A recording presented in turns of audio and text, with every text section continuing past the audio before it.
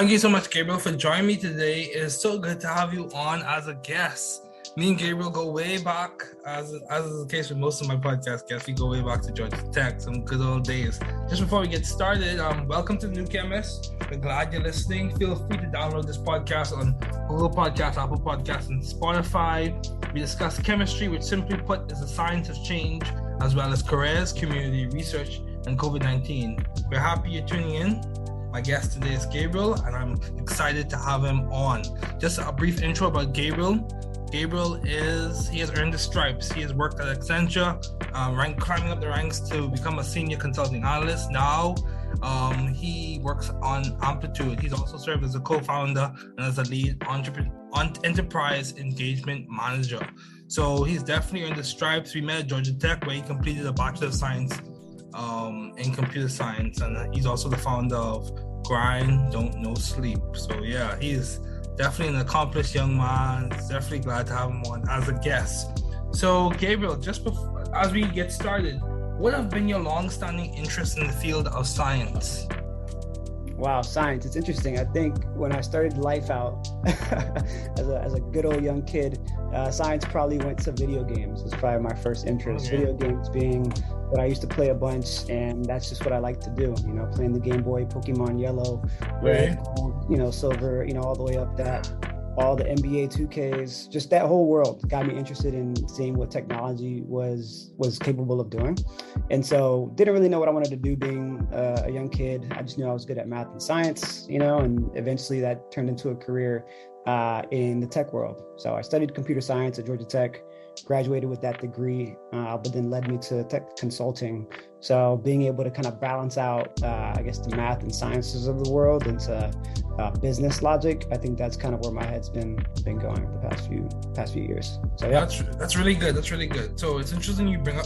It seems like this is a consistent trend. I interviewed a faculty member at Georgia Tech and several other people, and a lot of people talk about how video games led them to become interested in computer science. Yeah. Would you say that was something that was fostered by yourself, or by your parents, or by your environment? How did that come about? Honestly, I feel like depending on the demographic of the audience, for me, my family background, there wasn't a lot of scientists. There wasn't people in the science field. So we were very humble beginnings, people just kind of blue collar workers doing what they need to do, pay the bills. And we weren't really, as a family, in the careers of the science space. So for me, or any kid, that's probably the easiest way to get exposed to science if you don't have it in your family is video games. And for me, that was my outlet. That's what I did, rather than it was either that or play outside. And so if I wasn't playing sports, I was playing video games. And so I think that was like the closest outlet to figure out what science could do, and specifically computer engineering, computer science, which was my first major coming into college. So that would be my thought. Okay, that's good. That's good. So my question was, did you start off as computer science, or did you switch to computer science? Yeah, so I started off as computer engineering. Reason being, I thought my dad showed me a lot about computers. And so because I like computers engineering, that sounds like that's what you're supposed to do if you like math and science. And then I started that. Okay. Got into a couple of classes, realized I didn't really care for circuits and hardware and stuff like that. And quickly I was like, how do I get back to that programming thing that I learned? And my first experience with coding was with MATLAB at Georgia Tech, as many people from Georgia Tech have. CS 1310, I think. Yep. 15, 17. Something like that. Yeah, we remember the numbers. Yeah. So we learned MATLAB, which was, not necessarily what some engineers would call coding, but it was my introduction to it. And that's when I got excited about it. I had a lot of fun with it, the way the computers work, and realizing the power behind not just video games, but, algorithms, your laptops, anything really, your cell phone, TVs, and the list goes on. Yeah, that's good. That's good. My question to you is, and as we unpack your career and all the success you had thus far, my question to you is, how did you overcome, or how did you get through to becoming competent and proficient in programming? Because a lot of people stop at it because they'll be like, oh, this is hard. I'm debugging all the time. It's very frustrating. How did you overcome that barrier? Yeah, so it's funny because I think my career, and I want to be clear for anyone listening, today I'm not a software engineer. Today I'm not coding. But while I was at school, I definitely had an interest for it. I definitely had an interest for solving problems. And I think that's what led me to go through all the computer science courses and to start coding things like computer graphics and to code things like audio software or to create Python scripts for robots to dance around and whatnot. I enjoyed that thought process that it took to make something do an action in that way. And so I think there's generally an interest that you have to have in wanting to solve problems, but just also the way of how we do it as programmers is sitting at your computer and typing it out. Like if you have that joy, I think that's what really kind of pushed me over the edge of wanting to complete that degree. Now, the reason for me to shift away from sitting at my desk and doing that joy that I had was that itself, sitting at a desk. I'd rather be talking with people, collaborating, whiteboarding. And so having a mix of that in like the consulting world is what I was looking for, which I think I found in consulting, and then putting me into a space of software as a consultant, I guess. So was it hard to transition to Accenture from like the hard sciences to like consulting? Was it hard to transition, or was it a very facile transition? So I'd say a little bit of both. And the reason why I say a little bit of both is I set myself up in school to make sure that I was finding the proper internships. And as someone coming in with an engineering background, it's a very unique background when you're coming into the consulting world. Generally, a consultant would be a business major or someone who's been in the space of building out PowerPoint decks or understanding business or finance or marketing or any of these like business majors. At Georgia Tech, as we all know from Georgia Tech people, we're all engineers. We're all math and science. Everything we do is on the computer. So we stood out to the consulting companies that were hiring for us. But we also had the barrier of entry of excelling, I would say, at like the typical consulting things, which would be PowerPoint decks, building out spreadsheets, all the equations that it went into actually building out pivot tables and all that. Stuff like that was completely just unknown to me when I got into the space. And so that was the barrier of entry once I realized, as a consultant, this is something you should be good at. Now, I think over time, as I got into my career, I developed that skill. I was not good at it at first, but what differentiated me was the way I did think. And so trying to make sure I leaned in on that while also not stumbling on my weaknesses at the time was kind of what I had to make sure I balanced out at the beginning of my career. Oh, that's good. That's good. I'm gonna have to re-listen to this because you said not stumbling on your weaknesses, but leaning forward to what you are aspiring for. That's good. So how do you maintain view of the bigger picture in your career and in your life in general? How do you do that? Yeah, I think if we all take a step back, which I think we all did during this time in the pandemic, you recognize, what do you find value in, what do you not? For me, in the beginning of my career, like I mentioned, I did not find joy in creating PowerPoint decks. I did not find joy in project management, and I did not find joy in the spreadsheets. But what I did find joy in is solving the problems and then telling a story. The telling a story piece that I enjoyed, I did not think of as something that I was interested in or even like anywhere near good at when I was doing a lot of math and science related things at Georgia Tech. That came out of me in the consulting world. And then once I realized that I enjoyed that piece, but I was not good at a couple of the pieces that helps tell the stories, that's kind of what motivated me to stay in the lane of figuring out, how do I become a better consultant? It's about better storytelling, which doesn't always lead to a better PowerPoint. It doesn't lead to building out more spreadsheets, but those are just tools in which you can use to leverage the story that you're trying to tell. In that, with data analysis, which is kind of a lot of what my job is today, you're able to tell a story as well. Now, how you gather that information is one way, but how you tell it is another. So I guess losing myself in the question you originally asked, I think my mindset going into my job was really just to understand how do I become better at the things that I enjoy, and then leverage the things that I don't enjoy but are kind of like necessities in this lifestyle. So I say that because fast forward to today, my job requires me to make decks. My job requires me to make spreadsheets. And even in my businesses today, I'm using a lot of spreadsheets to get the data that I want, to do the analysis that I want, to help better tell a story.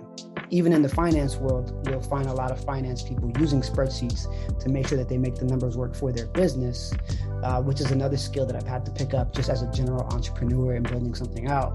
Finance is like the language to business, and that's usually going to require some spreadsheets. So funny enough, with all those learnings of how to build up my weaknesses, that also led me to now do a lot of that in my day job, and I'm pretty decent at it, at least enough to have me successfully doing my job today. So it's kind of a blessing and a curse, the path that I went through, but I think the learning there is take every opportunity that you have or every season that you're in, and run with it, like really lean into it and see what you're going to learn from it, because you might not need it in the next 5 to 10 years, but something might come up, and that one little piece nugget that you took away from that season might be helpful down the line. Seeing purpose in what you're going through. That's good. So my question to you is, how are you doing all of this? Like, are you a serial entrepreneur? Would you consider yourself to be a serial entrepreneur? How are you managing all of this, Gabriel? Tell us the secret. What's the secret? Tell us the secret. I'm not sure if I have a secret, unfortunately, but I think we're all learning how to do it on our own way. Just like you, David, we all, especially at Georgia Tech, have to find a way to make do with the time that we do have. So naturally, as a person, I like to find myself busy. I like to find myself moving a lot. I, have been flying around a lot and travel these past few weeks, even along with balancing my day job and balancing a business on the side of my day job. So just to give color on what I'm doing, today I work at a company called Amplitude. We are a product analytics company. I am an engagement manager on the professional services team. So we help all of our customers that buy our software get onboarded onto that platform. So that is my main day-to-day job, is helping product managers get onboarded to our product analytics software. On my night job, let's call it the 5 to, midnight time job, I lead a social group called Over the Top with a couple of friends actually from Georgia Tech. But with that social group, we're basically amplifying gratitude through celebration. So we plan events and curate events and experiences for other like-minded individuals, entrepreneurs, young professionals that are trying to network, but also experience cool things at the same time. And so I, on top of those two things, did like 5, 6, 7 other different things in my life. And I had to realize at some point that I needed to narrow my focus on the things that I really cared about the most, at least at that point. So today what that is my job, and it's Over the Top. Those are the 2 things that I definitely put a lot of my energy in. And then aside from that, I always like to make sure that I'm building up things like your spiritual health, your physical health, your mental health, which is another conversation. But I think as long as you're making sure you're tapping into those spaces, that's going to help you feel elevated in the other areas that you're focusing on, which in my case right now is my job and my social group. Yeah, that's good. So how have you been adaptive and creative in the field of business and science? So you started these companies. What unique flair have your companies added to the business world? Or what unique flair have you added to your job itself, outside of your personhood? What unique flair have you added? The main thing that I think really took off for just myself personally, or what allowed me to take off in my career and in my business ventures and just life in general, is owning up into being my full self. I think being at a consulting firm, you kind of adapt to the environment around you, and you think you need to be this corporate self of you that they want you to be. Coming as a person of color, right? My family's Puerto Rican Dominican, I'm Afro-Latino. It's easy for you to feel misplaced in environments like this in corporate America, not understanding how you should act. And I think Accenture did a good job of making sure that they wanted us to be our full selves. Now, granted, a company that big, it's hard to see that trickle down effect of actually feeling comfortable being your true self. But there was a moment in time where I recognized that there was value in me being me, which was sometimes a very expressive personality, sometimes being very lighthearted and wanting to have just joy in what we did. Without having to give you the cool big words, maybe I can make a Drake reference in a customer call. Maybe I can, talk about my weekend candidly and be okay with that. Obviously, there's pros and cons to that, and there's probably some things you probably shouldn't mention to your coworkers or anything, like, oh yeah, I was looking for another job. Like that'd be probably a bad thing to talk about if that was the case. Mm-hmm. But I think being true to myself and my environment at work is what excelled me to now feel comfortable in my own skin. But now if people also can gravitate towards you and be comfortable with talking to you, and now you and that person can build relationships. And at the end of the day, everything in this world is about relationships. And if people can't connect with you as a human being, that's going to just take away opportunities for you and for that person. So that's probably the number one thing that's helped me build out my career as in tech, but also built out my brand in the social group at Over the Top. Because at the end of the day, just to be clear, David, my day-to-day job in corporate America is one thing, and my social life with this social group, traveling, hitting the world, going out to bars and nightclubs every now and then, or actually just like, getting on a boat and having a good time in Mexico. We all do these social things for the most. We all have social lives. And so I am candid in my day-to-day and talk about what I do. I'll share photos. Again, to everybody's discretion, but I like to own up to what I'm doing. And I think people connect to that better as a human being than not doing that. So again, I just want to caveat one more time with your discretion, right? That doesn't mean tell everybody your entire life. With your discretion, just be your full self in these environments. That's what's helping me out. Yeah, that's good. That's very good. So how did you seek or find the right environment for you to thrive scientifically and intellectually? So let's take it a step. Let's go a little bit back a bit. So you start off in high school and ended up at Georgia Tech. How did you know that Georgia Tech was the right place for you? Step one, how did you know that was the right place for you? So I did not have a lot of counseling on schools and being able to go to the right one. I've actually only applied to 2 schools in high school. Okay. The first one was the University of Miami because my family was in Miami, and that's the only reason why I applied. And the second one was Georgia Tech because I was going to high school in Georgia, and my counselor said I should apply to an in-state school that was a good school and that I can get, good scholarships. So that's the only reason why I applied to Georgia Tech. Those are the only 2 schools I applied to. So I got into both. And luckily enough, I actually got a full scholarship at Georgia Tech, which allowed me to end it and get the education that I got and then open up the opportunities that I had. So if it wasn't for that counselor in high school, I would have not been at Georgia Tech, and I would not be doing what I'm doing today in the tech world. I'd probably be back in Miami doing whatever I would have been doing at the time. God knows that story, but what I do know now is I thank that counselor every day. I think about that story in my head because if that conversation hadn't happened, I would have probably not be here today. Yeah, that's good.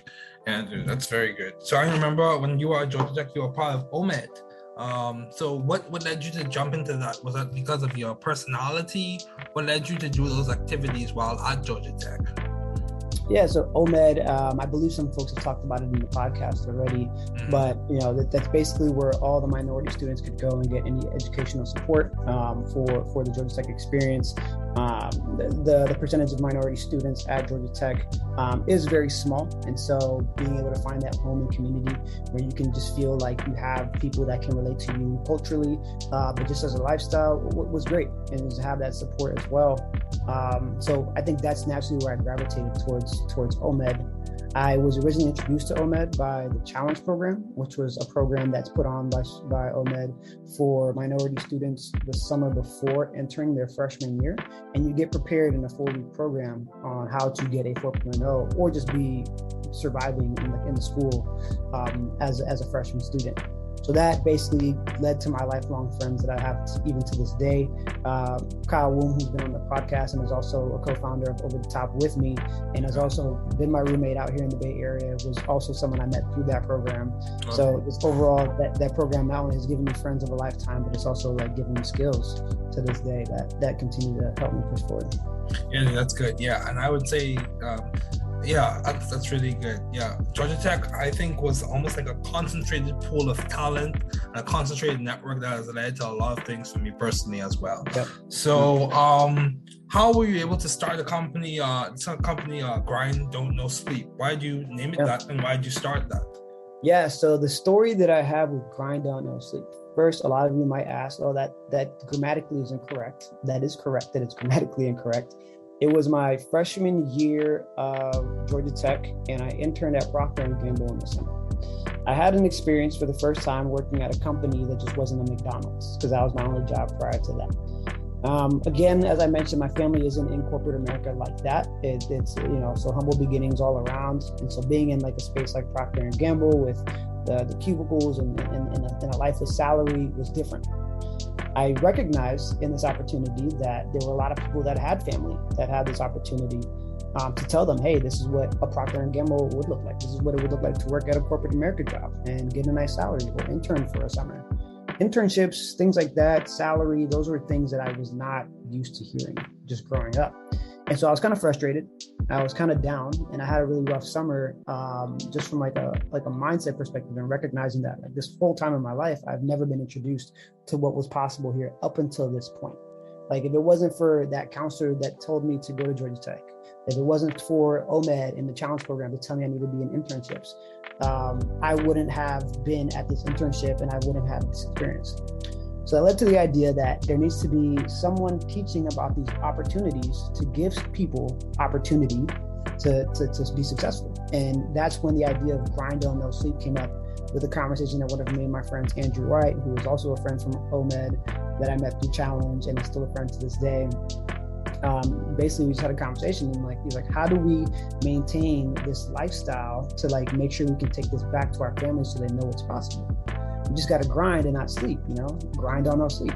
And so from there, that moment, that motto was created, grind on no sleep, which means just grinding towards your passion and not sleeping on the opportunities to go after it. And so it was focused on speaking to just basically students in socioeconomic conditions that don't have the opportunities for these opportunities or understand it. And so we spoke to a lot of young high school college students or upcoming college students and mentored them about with different workshops and what that might look like. So that was the inspiration behind the t-shirts. We launched a brand we launched a t-shirt, campaign with the slogan on it. A lot of students got behind it, bought into the brand. The housing department at Georgia Tech also bought into it and gave it to some of our residents.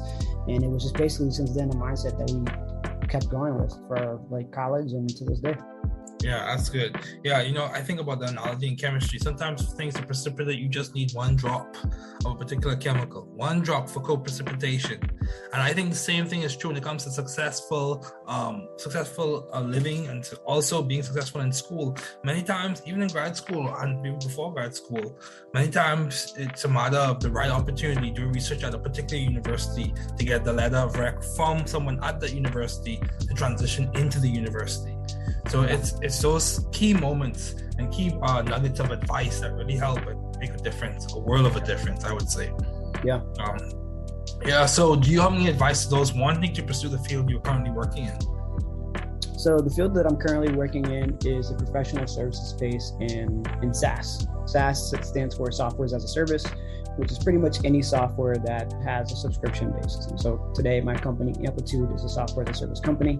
If you think of any company that has a software that has some sort of subscription attached to it, it's pretty much every and all companies that you have on your computer, essentially. So being in that space, consulting is the first route to get into that.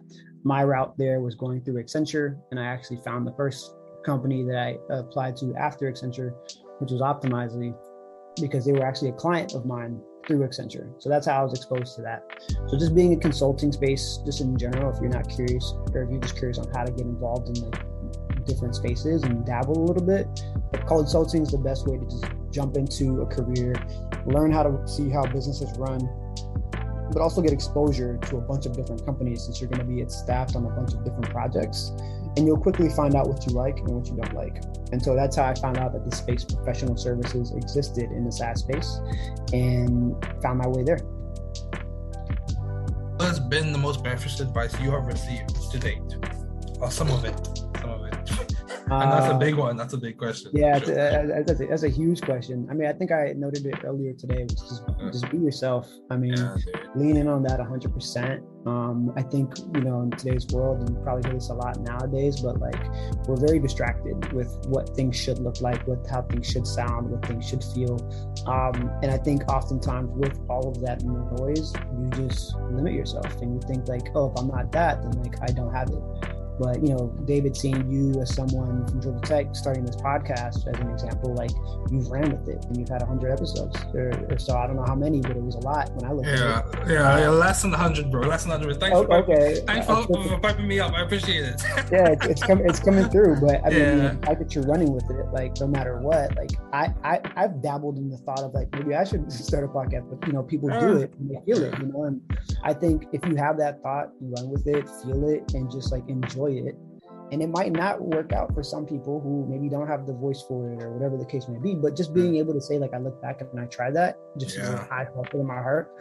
I've seen so many people just not pull through because of just that fear and just being yourself. So it's very cliche, it's very cheesy, but I think it does matter. I think it's definitely changed my career being myself, and it's changed the relationships that I have today. Just stand out. Yeah, and I wouldn't say it's cheesy, to be honest with you. I think everyone has unique personhood, and that's also coming from my faith perspective as well. I think everyone has unique personhood, and everybody can complement, in my personal opinion. Everyone can complement to their workspace, their lives. And there's always purpose in situations and purpose in people. So I completely agree with that. It pays to be yourself, and it takes time. You gotta be honest. It takes time to become comfortable in your own skin. Yeah. Where like as you mentioned, the distractions don't bother you to the point where because you are comfortable in your skin. You know who you are and you know what you're about. So yeah, dude, this is really good. I'm going to have to re-listen to this because this is good. But thank you so much. Thank you so much, Gabriel, for joining me today. It's so good to have you on.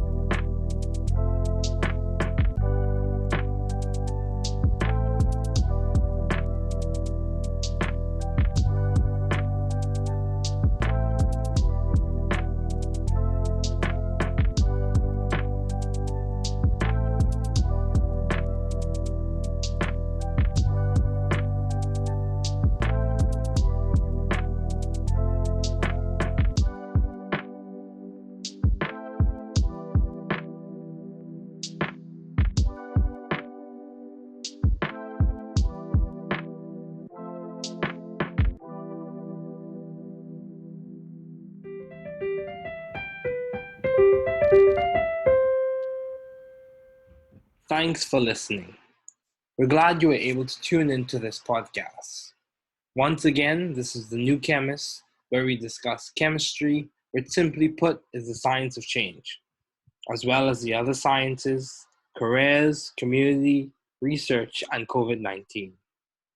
Thanks again for listening. Note, the views on this podcast represent those of my guests and I.